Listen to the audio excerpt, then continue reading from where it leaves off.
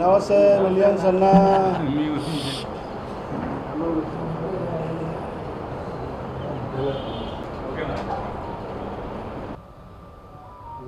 మరి ఇవాళ ఆంధ్ర రాష్ట్రంలో కూటమి ప్రభుత్వం వచ్చి 2 సంవత్సరాలు అవుతా ఉంది. అనేక హామీలు ఇచ్చేసి అలవిగాని హామీలు ఇచ్చి అధికారంలోకి వచ్చిన ఈ కూటమి ప్రభుత్వం, చంద్రబాబు నాయుడు గారి ప్రభుత్వం, ప్రజలను పూర్తిగా విస్మరించిన పరిస్థితి స్పష్టంగా కనిపిస్తూ ఉంది. అసలు ఈ రాష్ట్రంలో పరిపాలన అనేది ఉందా అని చెప్పి ప్రజలకందరికీ కూడా అనుమానం కలిగే విధంగా ఈ పరిపాలన కొనసాగుతూ ఉంది.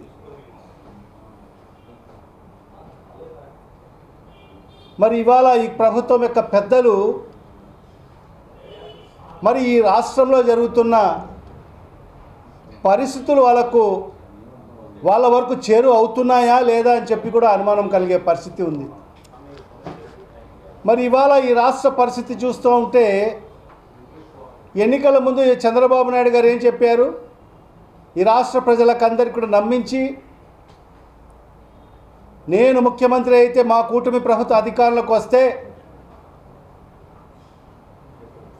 జగన్మోహన్ రెడ్డి చేసిన సంక్షేమ పథకాలకు మిన్నగా నేను మీకు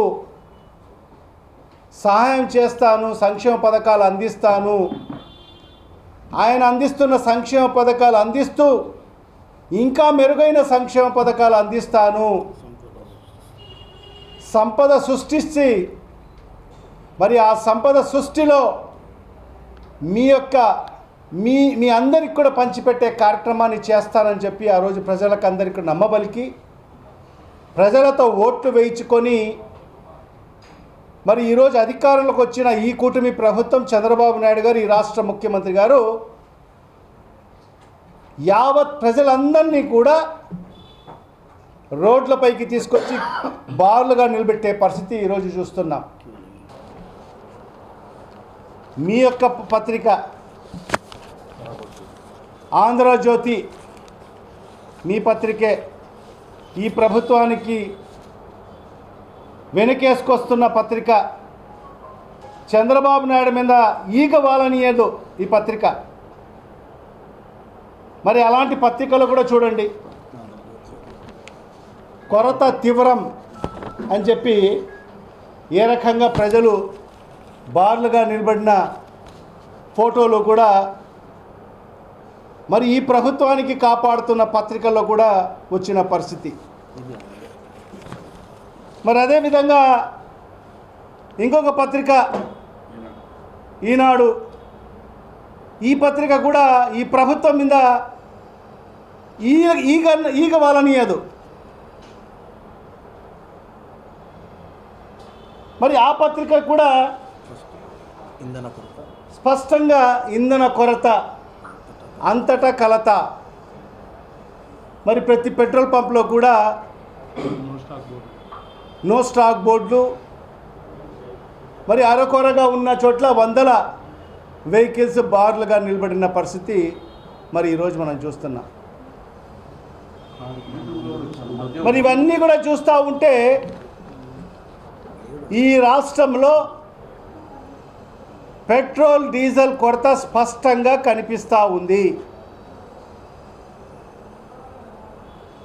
మరి అది అంత జరుగుతూ ఉన్నా కూడా ప్రజలందరూ కూడా ఇబ్బంది పడుతున్న పరిస్థితిలో మరి నిన్న మన జిల్లా జాయింట్ కలెక్టర్ గారు ఒక ప్రెస్ మీట్ పెట్టారు.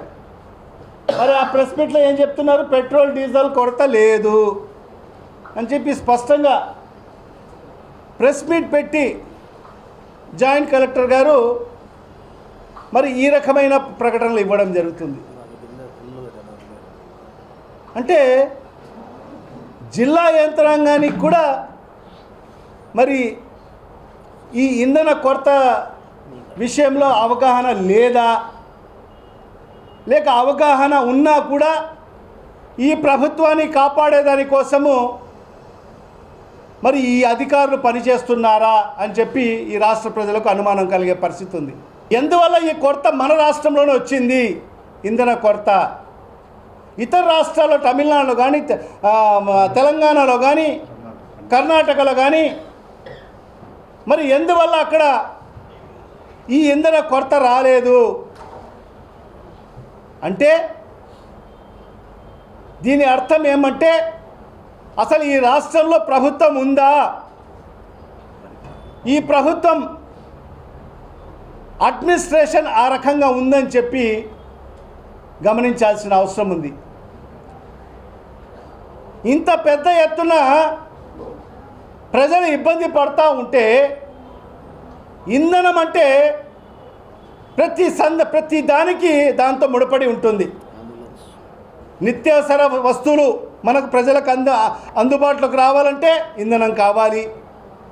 ఏ వస్తువులు కూడా ఈ రాష్ట్ర ప్రజలకు అందుబాటులోకి రావాలి అంటే, వాళ్ళకు చేరువు కావాలంటే ఇంధనం వల్లనే అవన్నీ కూడా సాధ్యమవుతాయి. మరి ఇవాళ ఇంధనం సరఫరా సరిగా లేకపోతే, ఇంధనం దొరకకపోతే భవిష్యత్తులో నిత్యావసర వస్తువులు కూడా ఇప్పటికే ఆకాశానికి అంటాయి ధరలు. భవిష్యత్తులో మరి అవి కూడా దొరికే పరిస్థితి ఉండబోతుంది. ఖచ్చితంగా ఈ ప్రభుత్వం వెంటనే స్పందించాల్సిన అవసరం ఉంది. కానీ ఇవాళ మన ప్రభుత్వంలో ఉండే పెద్దలందరూ కూడా చూస్తే కొందరు విహారయాత్రలకు వెళ్ళారు సింగపూర్కు. మరి మన రాష్ట్రానికి సంబంధించిన ముఖ్యమంత్రి డైవర్షన్ పాలిటిక్స్లో ఆయన బిజీ అయిపోయాడు. మరి ఇంకొక నేను ప్రశ్నిస్తానని చెప్పి అధికారంలోకి వచ్చిన ఆయన రెస్ట్ తీసుకుంటున్నాడు హాస్పిటల్లో. మరి ఇంకొక షాడో ముఖ్యమంత్రి ఎక్కడున్నాడో తెలియదు. 10 రోజుల నుంచి అడ్రస్ లేడు. ఎక్కడున్నాడో, ఎక్కడికి వెళ్ళాడో కూడా తెలియదు. నిజంగా ఒక మంత్రి ఎక్కడికన్నా వెళ్తూ ఉంటే ఆయన పర్యటన షెడ్యూల్ వస్తుంది. ఫలానా ప్రాంతానికి వెళ్తున్నాడు, ఈ దేశాలకు వెళ్తున్నాడు. నిన్న మా రాష్ట్ర అధ్యక్షులు మాజీ ముఖ్యమంత్రి శ్రీ వైఎస్ జగన్మోహన్ రెడ్డి గారు కూడా వాళ్ళ కుటుంబ సభ్యులతో మరి లండన్కి వెళ్ళాడు. దానికి సందర్భంగా పూర్తిగా డీటెయిల్స్ అన్నీ కూడా ఇవ్వడం జరిగింది. ఫలానా 26వ తేదీ తెల్లవారుజామున ఫలానా ఫ్లైట్కి వెళ్తున్నాడని చెప్పి.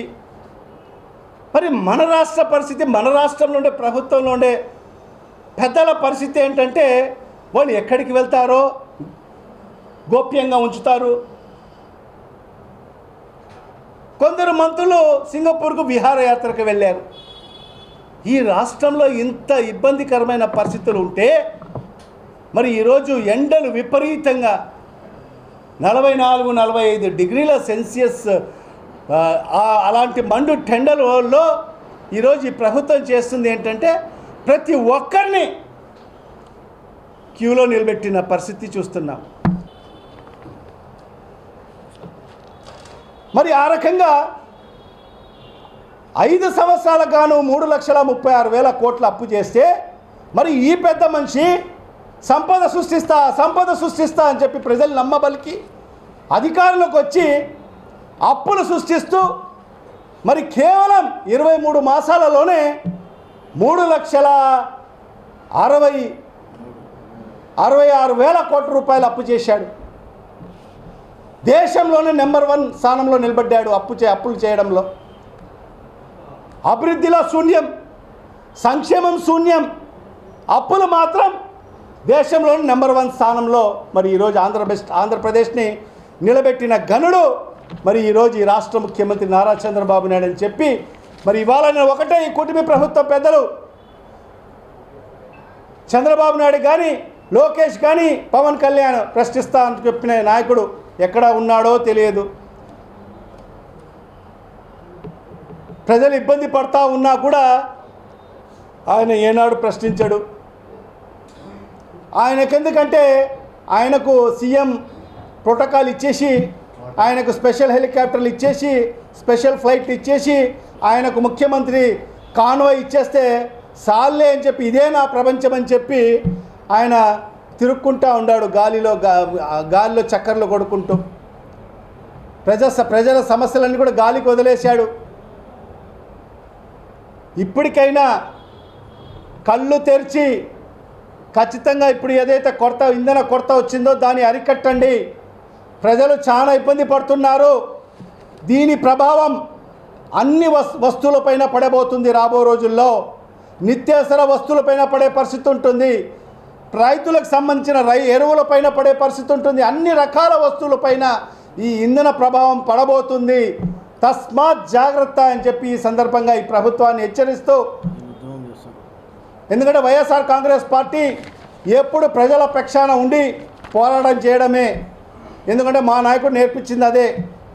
ఎప్పుడు ఎక్కడ ప్రజలకు ఇబ్బంది కలిగినా వైఎస్ఆర్ కాంగ్రెస్ పార్టీ నాయకులైన మేము ప్రజల పక్షాన, ప్రజల గొంతుగా మనం మాట్లాడతామని చెప్పి కూడా ఈ సందర్భంగా తెలియజేసుకుంటూ సెలవు తీసుకుంటున్నాం.